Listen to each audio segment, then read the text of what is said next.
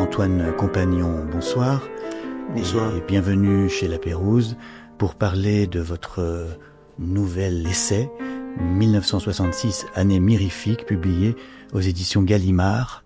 Alors c'est un livre, une expérience extraordinaire de consacrer tout un livre à une année, mais il y a une lacune dans ce livre.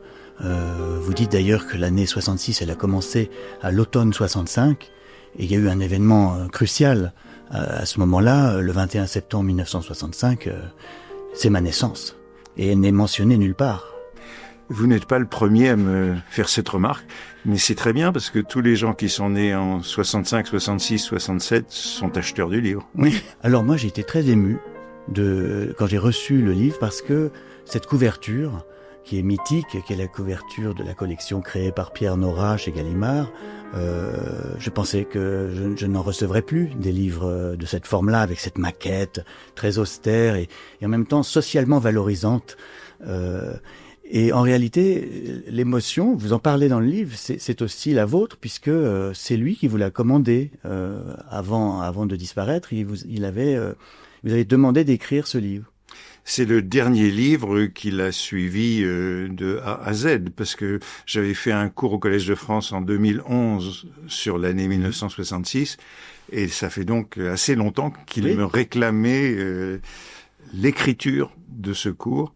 Je lui ai remis le manuscrit à l'automne 2024, donc et quand il est mort en juin, le livre était en fabrication, donc c'est lui qui l'a suivi d'un bout à l'autre, donc il lui est dédié. Et bon, c'est un livre que je lui dois. Oui. Et d'ailleurs, le livre vous permet de rendre hommage à vos mentors. Alors, il y a Pierre Nora, il y a aussi Roland Barthes. Vous êtes cité dans Fragments d'un discours amoureux, enfin vos initiales, AC. Et donc du coup, en parlant de 66, vous parlez aussi de votre jeunesse. C'est une année importante pour Roland Barthes, mais en 1966, j'avais 15 ans, donc j'avais pas encore tout à fait lu Barthes. J'ai lu Barthes peut-être 2 ans plus tard, quelque chose comme ça. Mais pour lui, c'est une année importante puisque c'est l'année de sa polémique avec Raymond Picard entre Nouvelle Critique et Sorbonne. Cette polémique qui a installé la Nouvelle Critique dans l'enseignement supérieur, puis dans l'enseignement secondaire. Quand on parle de l'année 66, moi je pense à une chanson qui est de Julien Bert, mais qui est une chanson très postérieure, qui s'appelle Juillet 66. Il dit « Emmène-moi dans tes bagages en juillet 66 ». Nous, ma génération, elle fantasme sur cette époque. Bon, j'avais 1 an, mais on idéalise cette période, beaucoup. Et vous, qui l'avez un peu mieux vécu, vous en gardez une nostalgie ? De la nostalgie, non. Mais quand j'ai commencé ce travail, je voulais vérifier si l'année correspondait à mon sentiment. Parce que j'avais 15-16 ans, j'avais le sentiment qu'il se passait beaucoup de choses, que c'était une année assez mirifique, quoi. Oui. Et je me demandais si c'était une illusion rétrospective, une sorte d'erreur, de grossière erreur. Et le constat, au bout du compte, c'est que c'est une année plutôt très intéressante. Alors, on pense entre 62, la fin de la guerre d'Algérie, et 68, l'explosion. On se dit 66, qu'est-ce qui s'est passé? Et puis quand on commence à creuser, on s'aperçoit que c'est vraiment une année bascule dans la France contemporaine. Sur de très nombreux plans. Oui. Alors pour la chanson, moi 65-66, j'étais très fou de Gainsbourg. Oui. Et c'était une grande année Gainsbourg. Quelqu'un m'a reproché l'autre jour, parce que tous les gens me disent il y a quelque chose qui manque à l'index. Quelqu'un m'a dit Brassens n'est pas à l'index. Oui. Bon, les copains, c'est un peu avant. Moi c'était le jazz et Gainsbourg cette année-là. Bon, la chanson de France Gall, les sucettes, parce qu'il était partout Gainsbourg. Il occupait tout le terrain. Il écrivait des chansons pour les uns et les autres, et il chantait lui-même, donc c'était un homme orchestre. Le livre commence par une phrase d'écrivain. « Depuis longtemps, je rêvais de me lancer dans une enquête sur une année. » Cette phrase me fait penser à Georges Perec. D'ailleurs, Perec a écrit La tentative d'épuisement d'un lieu parisien en 75. Est-ce que vous diriez que ce livre, c'est un ouvrage personnel ou un ouvrage d'avant-garde ? Je pense que c'est un ouvrage assez personnel, puisque en vérité, quand j'ai fait cette enquête en 2011 sur l'année 1966, j'étais en train d'écrire un récit qui a été publié sous le titre La classe de Rétaux, Oui, l'année suivante, et je voulais me documenter sur cette année pour que ce récit ne soit pas trop personnel, justement, pour qu'il ait un peu de profondeur sociale, historique. Donc, oui, si vous voulez, je dis c'est un peu le roman d'une année, parce que cette fois-ci, c'est l'année qui est le personnage. Dans la classe de Rétaux, bon, il y a un personnage qui est plus ou moins moi, là, c'est l'année, sous toutes ses coutures. Alors l'idée d'analyser ces 365 jours avec un sérieux historique, une sorte d'exhaustivité, a quelque chose de décalé. Qui a dû vous séduire, parce que c'est quand même expérimental. C'est ça que je veux dire quand je cite Pérec. Il y a un côté expérimental. Oui, alors je vous dis, les uns les autres me font remarquer des lacunes. Je pense pas qu'elles soient considérables. Mais c'est vrai que c'est un peu le fantasme de vivre une année. Mais je dis c'est pas possible. Il faudrait lire tous les journaux, écouter toutes les émissions de télévision. Bon, il y avait que 2 chaînes à l'époque, et il y avait pas les radios n'étaient pas libres. Vous avez quand même fait un peu ce travail. Mais oui, j'ai passé beaucoup de temps à l'INA, la Bibliothèque nationale, pour écouter les nouvelles. Et puis ça faisait très plaisir. Par exemple, l'émission Lecture pour tous ou Le Masque et la Plume de l'année. Enfin, j'ai à peu près suivi Le Masque et la Plume de l'année pour voir les livres qui comptaient. C'est-à-dire que vous êtes en 2011 et vous habitez 1966. Ça devait être un décalage temporel un peu spécial. Et ça, le spécialiste de Proust que vous êtes, ça devait vous réjouir d'être en 66 et dans le présent en même temps. Écoutez, on peut dire que chacun des chapitres, c'est une Madeleine. Oui. C'est ce que je dis un petit peu dans l'épilogue. Je voulais pas le dire avant parce que je voulais pas mêler. J'aime pas trop les livres où on a l'enquête et le résultat. Donc je donne les résultats, mais dans l'épilogue, je dis oui, je suis un peu présent dans chaque chapitre. Je pourrais dire pour chaque chapitre quelle est ma place dans le coin du tableau. Toute petite place puisque je suis un très jeune homme. Bien sûr. Mais donc. Vous explorez parfois un peu la mémoire volontaire ou involontaire, votre jeunesse, la décadence de la révolte, ou plutôt l'échec de la révolte. Vous parlez de la littérature engagée, de la déconstruction structuraliste, tous ces mouvements autour du quartier latin. Vous étiez jeune, vous étiez en pension d'ailleurs, on va en parler. Mais est-ce que c'est une autopsie des utopies? C'est ça le fond du sujet. Écoutez, autopsie des utopies. Il n'y a pas que des utopies dans cette année. Il y a beaucoup de transformations réelles et qui nous marquent encore. Ne serait-ce que la contraception. C'est la grande année où on parle de la contraception. Dans la campagne présidentielle, vous n'étiez à peine né. Mais heureusement d'ailleurs qu'il n'y avait pas la contraception, sinon je serais pas là. Oui, mais vous savez que la baisse des naissances a précédé la contraception. C'est comme on dit que le boom a précédé la libération. En vérité, il a commencé dès 42-43. En fait, la baisse de la natalité, elle a commencé avant que la pilule soit dans les monoprix, comme disait Antoine.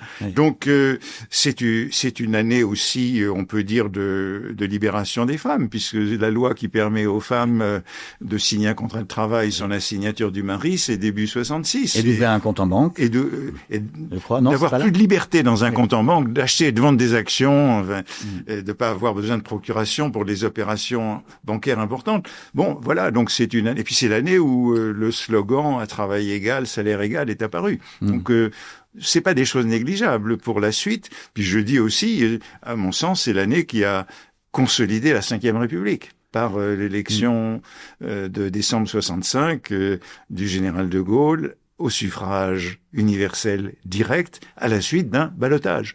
Et à mes yeux, c'est ce ballotage. Sans ce ballotage, la Ve République serait restée peu légitime, née d'un coup d'État et d'un référendum plébiscite en 62. Or, nous sommes toujours dans la même constitution. Dans la même constitution. Donc, c'est une année. C'est pas seulement des utopies, puisque je dis la réforme des universités de 66, nous vivons toujours sur cette lignée, ce qu'on appelait la réforme Fouché, qui a au fond aboli la sélection à l'entrée de l'université en abolissant l'année de propédeutique. Personne n'a osé revenir en question, sur cette absence de sélection à l'université. Donc il y a beaucoup de choses qui sont déterminantes dans le long terme, dans cette année. Quand je dis nostalgie ou que je vous entraîne sur le terrain du souvenir, c'est que quand on compare avec aujourd'hui, où aujourd'hui on a l'impression qu'on va tous être remplacés par des logiciels, et qu'on regarde cette époque où il y avait des débats dans les milieux littéraires, dans les milieux intellectuels, philosophiques, politiques, où on voulait sans arrêt se poser des questions sur comment changer le monde. Et quand on lit ce livre, on a une impression, on est un peu triste, quoi. Oh, écoutez, je partage pas trop cette tristesse. Je pense que toutes les périodes sont intéressantes. C'est pas mon style de dire que c'était mieux avant. Il y avait des choses. Il y avait un débat vif, c'est vrai. C'était un débat violent aussi. Hein. Oui.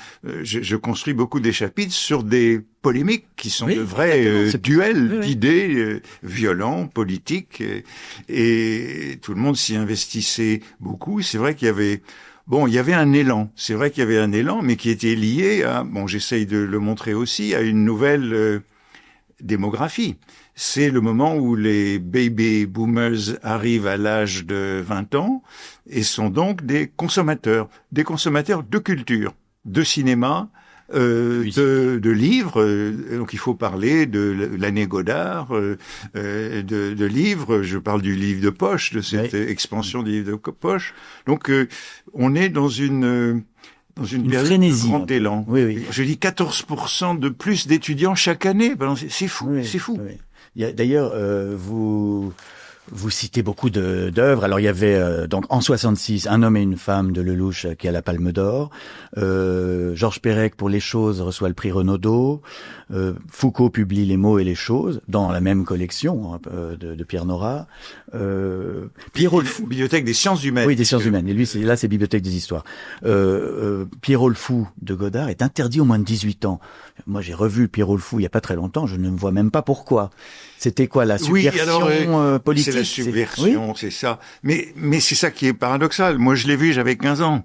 Donc, le régime, c'était un régime d'ordre moral, mais on n'était pas surveillé quand on allait au cinéma. Moi, je suis allé avec ma sœur qui avait 2 ans de plus que moi. Elle avait 17 ans. Ni l'un ni l'autre, nous n'avions 18 ans et personne ne nous a demandé ce qu'on faisait là. Donc, c'était un moment assez étrange parce que, on parle de la religieuse de Rivette qui est interdit, mais en même temps présentée au Festival de Cannes avec l'approbation de Malraux, ministre de la Culture. Donc, il y a des bavures comme ça. Le régime, on est dans un moment de transition. La religieuse de Rivette, faut expliquer, c'est donc il y avait Anna Karina qui était une jeune femme qu'on obligeait à entrer au couvent. C'est contre les vocations forcées, c'est contre les couvents.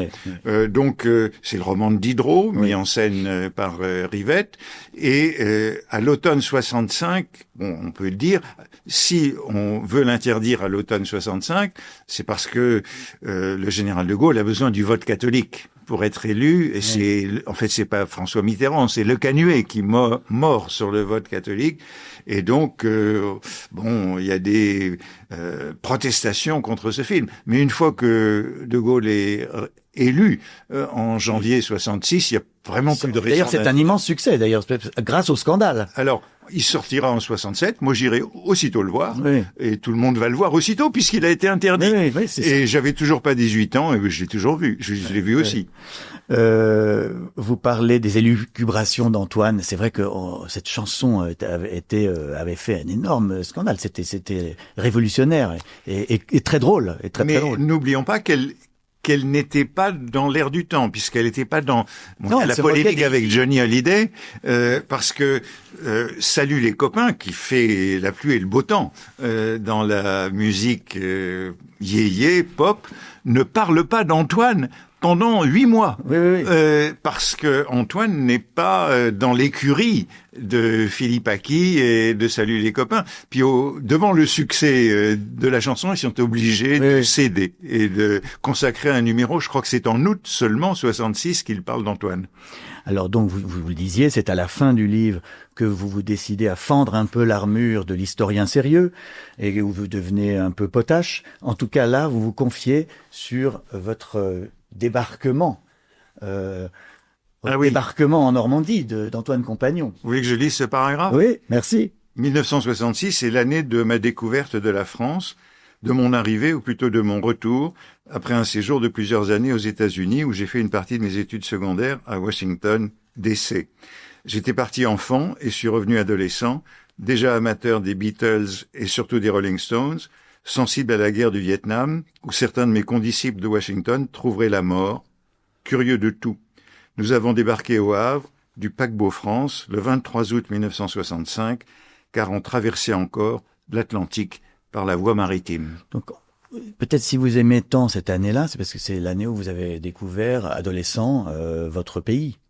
Oui, Vous avez retrouvé votre langue. oui, parce que bon, quand j'étais parti, j'avais 11-12 ans, donc j'étais pas. Pourquoi vous étiez à Washington? C'est votre père qui était général, c'est ça? Mon père a été attaché à. Mais c'était tout ça est lié à la fin de la guerre d'Algérie. Oui.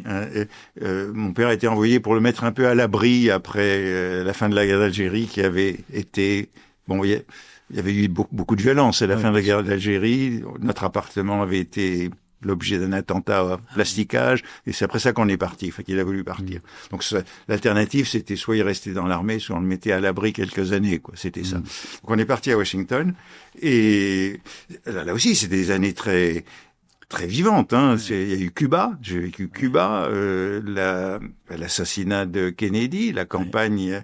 Quand je suis revenu, j'avais été quand même assez sensibilisé politiquement par la campagne Johnson-Goldwater en 1964. Puis il y avait les Beatles et Rolling Stones. C'était des années aux États-Unis très vivantes. Donc quand je suis arrivé en France, puis il y avait le début de la guerre du Vietnam. Hein. Et quand je suis arrivé en France, oui, il y avait cette grande curiosité. J'étais sans doute plus éveillé que d'autres pour par cette formation. En ce temps-là, on traversait l'Atlantique en bateau. Vous êtes arrivé au Havre sur un paquebot et immédiatement on vous met dans un pensionnat militaire, le Prytanée de la Flèche, sur lequel vous avez écrit la classe de Rétaux en 2012. Et là, bon, en ce moment on parle beaucoup des garçons qui ont été en pensionnat. C'était quand même ultra violent. Vous avez été témoin de bizutage violent, témoin objet, oui, parce que je suis arrivé, j'étais assez jeune, oui. J'étais plus jeune, enfin j'avais un peu d'avance, donc j'étais plus jeune que les autres. Quand vous avez entendu parler du scandale de Betaram et tout ça, ça vous a rappelé des mauvais souvenirs de pensionnat ou? Écoutez, moi j'ai eu une enfance catholique au départ, comme beaucoup de Français, puis peu à peu j'ai perdu la foi, mais je n'ai jamais été l'objet de la moindre... J'ai traversé toute une enfance catholique et de pensionnat militaire sans jamais rencontrer le moindre abus de type... sexuel, mais des violences quand même. Mais le Prytanée militaire était un lieu violent, oui. C'était un lieu violent avec un encadrement militaire que je raconte dans ce livre, qui revenait d'Algérie et qui avait donc des habitudes qui n'étaient pas particulièrement élégantes. J'ai reçu Michel Onfray qui nous a un peu parlé de son séjour au pensionnat, je sais pas, Giel, je crois, où vraiment c'était bon, enfin voilà. Et c'était quelque chose de générationnel. Ça explique aussi peut-être votre fascination pour cette année-là où les gens se libéraient alors que vous étiez enfermés. J'étais enfermé mais curieux, ce qui fait que tous les dimanches, quand je sortais, j'achetais l'Express. Quand je revenais au Prytanée avec l'Express à la main, ça plaisait pas trop. L'Express était devenu très news magazine, middlebrow, mais enfin il avait été contre la guerre d'Algérie. Mais donc j'achetais des livres. Tous les dimanches, je faisais une provision de livres de poche, comme je raconte, et l'Express. Et vous aviez le droit de lire ce que vous vouliez? Non. Non, il fallait montrer au capitaine qui mettait sa signature. Donc qu'est-ce qui était interdit? Je me souviens que la première année, on m'a interdit Sartre et Beauvoir, les mémoires d'une jeune fille rangée. Donc c'était confisqué par le capitaine qui vous le rendait le jour des départs aux vacances de Noël, au bout de 3 mois. Et qui était autorisé? Gilbert Cesbron. Oui, Cesbron, on lisait beaucoup. Puis il y avait l'Artegui, toutes ces choses-là, les gens lisaient. Ou Mauriac c'était... Mauriac était autorisé. Non, j'ai le souvenir qu'on m'a interdit les mémoires d'une jeune fille rangée. Qui pourtant est un chef-d'œuvre. Que j'ai lu aux vacances de Noël, mais et du Sartre. Alors, quelle est l'année, selon vous, la plus importante du XXIe siècle? Du XXIe siècle. Ouf. C'est difficile parce qu'on n'a pas le même recul. Non. Quelles sont les années tournant véritablement J'ai 3 suggestions. Si vous Oui. voulez, je vous aide. Moi, je dirais que c'est l'année où les jeunes sont entrés dans les réseaux sociaux. Ah, voilà, c'est 2004. 2004-2005, Ouais. je dirais. Création de Facebook. Voilà, c'est ça. Ouais. Moi, je vois 2 années, des tournants comme ça. En gros, l'année 1985, l'entrée dans le monde numérique. Ouais. Et 2004. 2004-2005, l'entrée, les jeunes qui sont entrés dans les réseaux sociaux et qui ont parce que moi j'ai l'impression, peut-être vous aussi d'ailleurs, d'avoir eu le meilleur des deux mondes. On a été très privilégiés d'avoir eu une formation dans un monde ancien, le monde du livre papier, le monde de la lecture, le monde d'une certaine lenteur encore. Je crois que vous aussi, vous avez encore eu ça. Et puis d'avoir assez aisément basculé dans le monde numérique, parce qu'il y a des gens qui n'ont pas toujours basculé.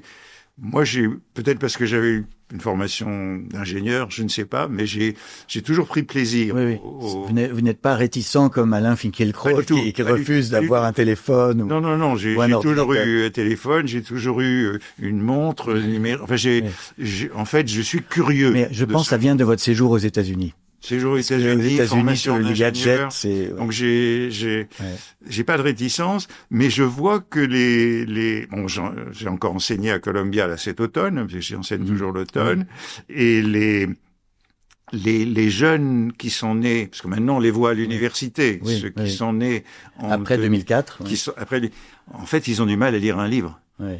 Ils ont du mal à lire un livre parce que un livre, ça demande beaucoup d'heures.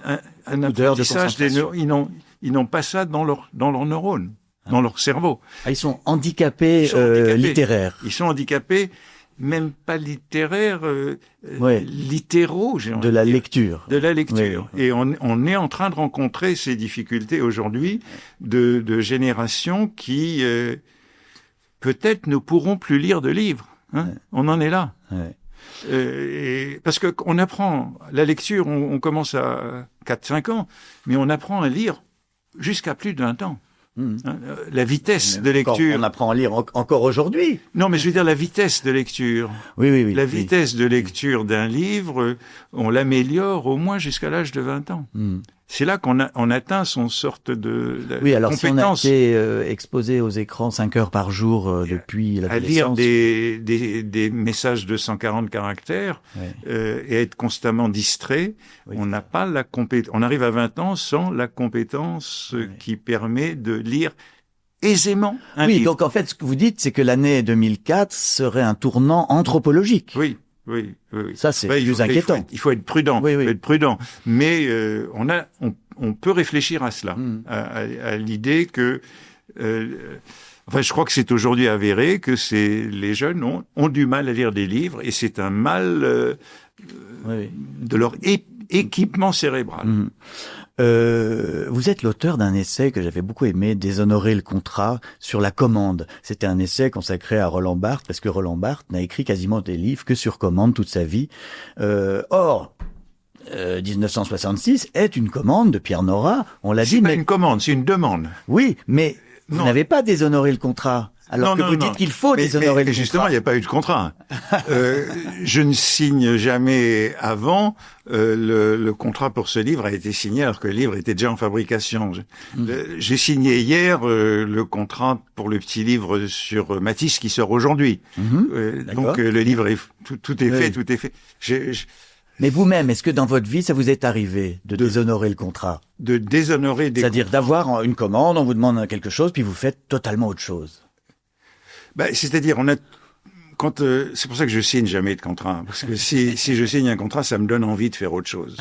Et je préfère, pour ce livre-là, il y avait la demande de Pierre. Elle était un petit peu insistante, mais j'ai fait beaucoup d'autres choses avant de me mettre à cela. Mais se lancer dans un livre, parce que j'ai fait ce cours en 2011, mais quand je m'y suis remis pour faire le livre, c'est 2 ans de travail. Mais c'est énorme comme travail. 2 ans de travail. Non, mais je dis ça parce qu'à la fin, la toute fin du livre, je vais vous faire lire le paragraphe. C'est quand même un paragraphe très ambigu. Au fond, je vous ai raconté mon histoire. 1966 était un prétexte. Chacun a l'illusion d'une année après laquelle il n'a plus changé, est resté le même ou la même. Bien sûr, c'est faux. Oui. Alors, bien sûr, c'est faux. Alors là,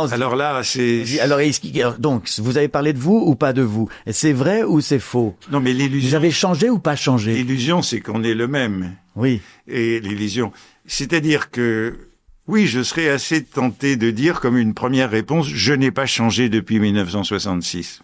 Comme Julio Iglesias. Je n'ai pas changé. Oui. Ma croissance s'est arrêtée en 1966. et je vois encore le monde depuis 1966. C'est ça qui est évidemment faux parce que je suis beaucoup plus vieux. Et... Mais vous parlez beaucoup de la modernité et des anti-modernes. Oui. Vous avez écrit sur les anti-modernes. Est-ce que vous êtes moderne ou anti-moderne aujourd'hui? J'ai l'impression que vous refusez de choisir. La thèse dans les anti-modernes, c'est que les vrais modernes sont anti-modernes. C'est-à-dire, savent que tout progrès implique une dimension de regret. Il n'y a pas de progrès sans regret. Mais je pense avoir toujours été un homme de progrès. J'ai été ingénieur, j'ai aimé la technique, j'ai aimé le béton, j'ai des souvenirs de construction, mais en même temps, parce que professeur, je suis fidèle à Baudelaire dans cette professeur au Collège de France. À Columbia University, académicien français, vous êtes minoritaire, vous êtes plutôt entouré d'anti-modernes ou de gens progressistes autour de vous au Quai Conti, par exemple. Le Quai Conti, on trouve toutes les couleurs. Oui. Toutes les couleurs sont là. C'est vrai que maintenant, on nous envoie les procès-verbaux de chaque séance la veille, le mercredi, par courrier électronique. On est passé à ça depuis 1 an ou 2. Oui. Donc, et puis alors, le dictionnaire de l'Académie française est accessible en ligne. Les 9 éditions sont accessibles en ligne et c'est un instrument de travail parfait. Donc, l'Académie, c'est vrai que tout le monde n'est pas absolument équipé technologiquement à l'Académie française. Tandis que il y en a pas mal qui ont basculé dans le nouveau monde. Mais vous disiez je suis fidèle à Baudelaire parce que Baudelaire lui était tout à fait anti-moderne. Il était. Il est l'inventeur. Aujourd'hui on dirait c'est un réac. Oui, mais il est l'inventeur de la modernité. Oui, il est le peintre de la vie moderne. Oui, quand on lit Une passante, c'est la vie moderne. C'est ça qui est fascinant chez Baudelaire ou chez Chateaubriand. Enfin, tous ceux que j'aime, ce sont des personnalités qui savent qu'on ne retourne pas en arrière. On ne retourne pas en arrière. On vit avec Chateaubriand et Baudelaire vivent avec leur temps, sont de leur temps, mais savent la dimension de perte que comporte tout progrès. Nous venons de parler de la difficulté que ces jeunes gens ont à lire un livre. C'est évidemment quelque chose de très regrettable. Vous disiez dans les anti-modernes en 2005, presque toute la littérature française des 19e et 20e siècles préférée de la postérité est, sinon de droite, du moins anti-moderne. Et vous disiez Chateaubriand a triomphé de Lamartine, Baudelaire de Victor Hugo. Alors ça, c'est pas tout à fait vrai, hein. Flaubert de Zola, vous disiez. Et Proust d'Anatole France. Ça, c'est vrai. Proust est beaucoup plus lu qu'Anatole France. En revanche, Baudelaire et Victor Hugo, il y a encore un match. Oui, le match n'est pas terminé. C'est un match inégal puisque Baudelaire a publié un tout petit recueil, Les Fleurs du Mal, et Victor Hugo une œuvre immense. Mais il me semble que par exemple, si on prend les textes qui sont choisis par les élèves au baccalauréat, ce sera plutôt Baudelaire que Victor Hugo. Oui, c'est vrai. C'est Baudelaire a mis beaucoup de temps, mais il a triomphé dans l'enseignement secondaire. C'est très étonnant d'ailleurs qu'on enseigne un drogué à nos chères têtes blondes. Mais c'est très récent. Oui. C'est très récent, puisque pendant très longtemps, je le dis dans un livre sur Baudelaire, on lisait Baudelaire dans la cour de récréation. Oui. On ne lisait pas en classe, on se plaçait les poèmes de Baudelaire. Et Baudelaire classique, et puis quand on dit Baudelaire, quand on lisait Baudelaire à l'école, c'était les poèmes les plus harmonieux. Oui, bien sûr. On choisissait pas les poèmes interdits. Et c'était pas tellement les tableaux parisiens qui sont les poèmes les plus modernes. On passe au jeu Devine tes citations. Antoine Compagnon, je vous lis des phrases de vous que j'ai piochées au fil de votre œuvre, et c'est un exercice très difficile de mémoire. Vous devez me dire dans quel livre vous avez écrit ceci. J'avais 20 ans, Paris était une fête de l'esprit. C'est pas dans le dernier livre. Non, mais c'est un piège en fait. Oui, non, je sais pas où c'est la leçon inaugurale du 30 novembre 2006 au Collège de France. Ah, oui. La littérature, pourquoi faire? Oui. Et vous commencez par là. Vous me dites que vous n'êtes pas nostalgique, mais voilà, j'avais 20 ans, Paris était une fête de l'esprit. C'est vrai, parce que je suis allé au Collège de France quand j'avais 20 ans, que j'étais élève à l'école polytechnique, juste à côté, et que j'ai écouté Roman Jakobson, Claude Lévi-Strauss dans ces lieux. C'était... Oui, et puis ensuite j'étais au cours de Michel Foucault. Enfin, c'était évidemment, tous ces lieux étaient très ouverts. Maintenant, il faut montrer patte blanche. Non, il faut réserver, c'est ça, pour aller prendre. Non, on peut entrer au collège, mais à la Sorbonne c'est fermé. Enfin, on entrait dans tous ces lieux beaucoup plus librement à l'époque. C'était donc un cours intitulé La littérature, pourquoi faire? Alors je vous pose cette question, la littérature, pourquoi faire, Antoine Compagnon? Pour vivre.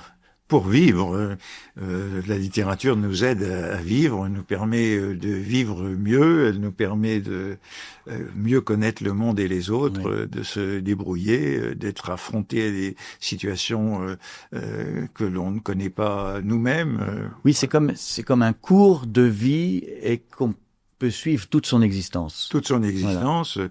Moi, je pense que le modèle du lecteur, c'est Montaigne. Bon, j'ai travaillé sur Montaigne. Les essais, Montaigne est pour moi le prototype de l'homme moderne.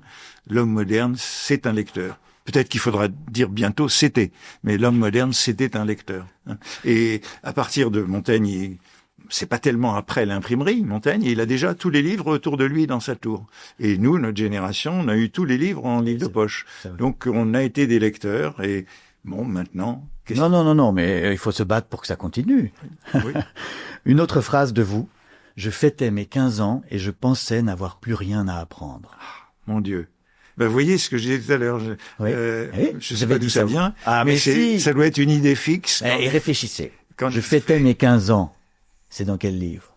C'est peut-être la classe de Réto. Eh oui, c'est dans la classe de Réto. Oui. C'est l'époque où vous revenez de Washington et vous arrivez avec ce bizutage cruel au Prytanée de la Flèche. Oui. Autre phrase de vous. Attendez, elle est là.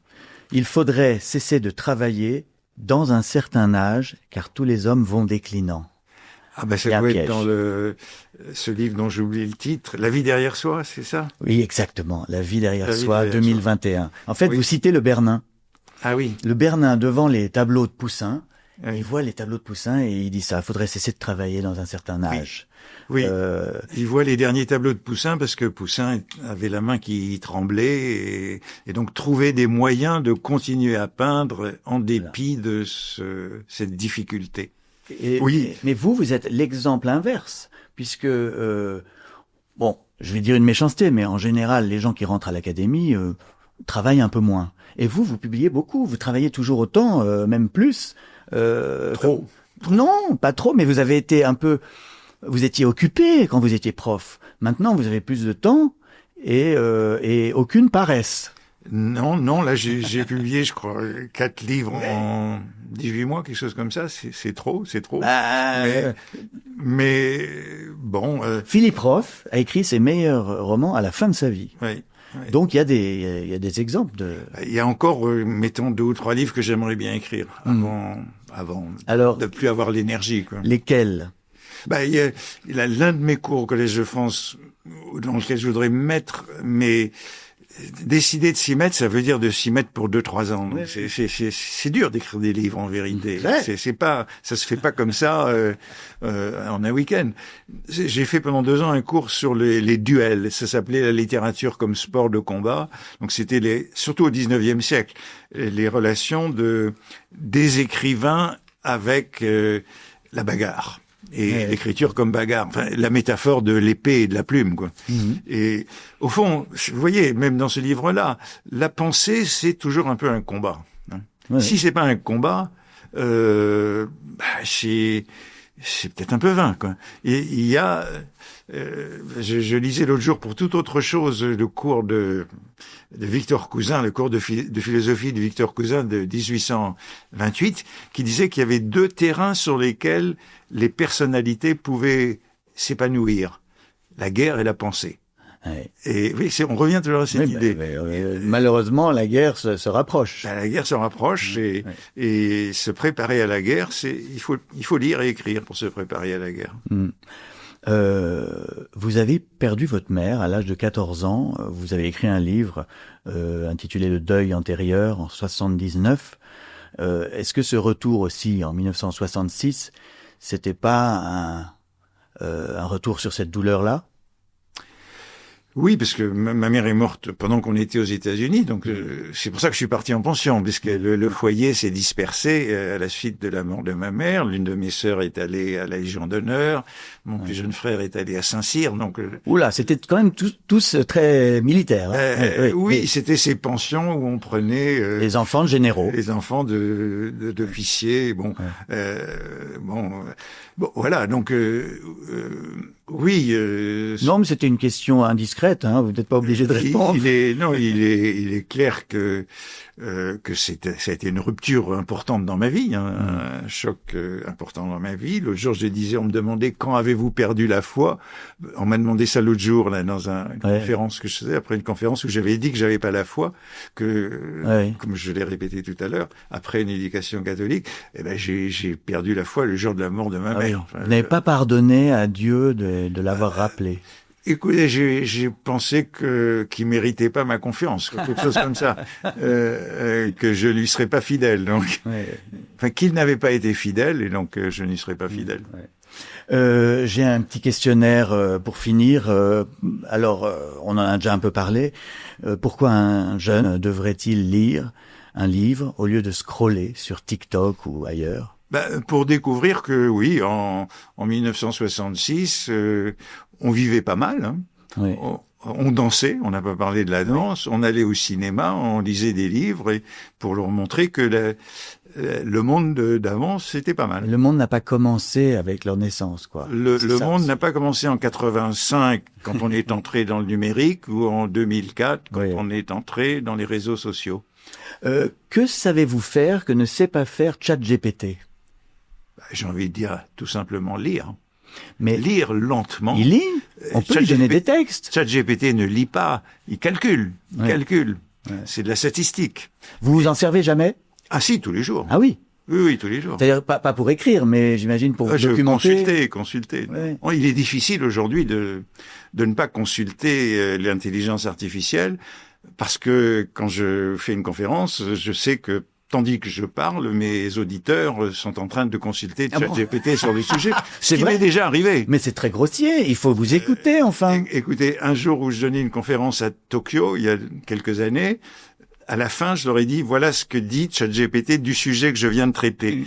Et après, il y a un économiste qui a assisté à la conférence et qui, au cours du dîner, m'a dit, pendant que vous parliez, j'ai consulté ChatGPT pour voir pour vérifier. Pour voir ce que ChatGPT disait de votre sujet. Donc, on est obligé, quand on traite un sujet, de consulter. L'autre jour, j'ai demandé à ChatGPT quel prochain livre devrais-je écrire. Ah oui, et alors, il a donné des bons conseils? Non, je ne suivrai pas les conseils. Mais comme je vous dis, vous restez malgré tout un peu humain. 3-4 idées, c'était bon d'avoir un avis, quoi. Ah oui. On peut consulter pour avoir des avis. Pensez-vous qu'un écrivain doit être gentil? Gentil, non, mais j'ai toujours pensé, je l'ai déjà écrit, qu'on pouvait pas être écrivain sans un minimum d'amour.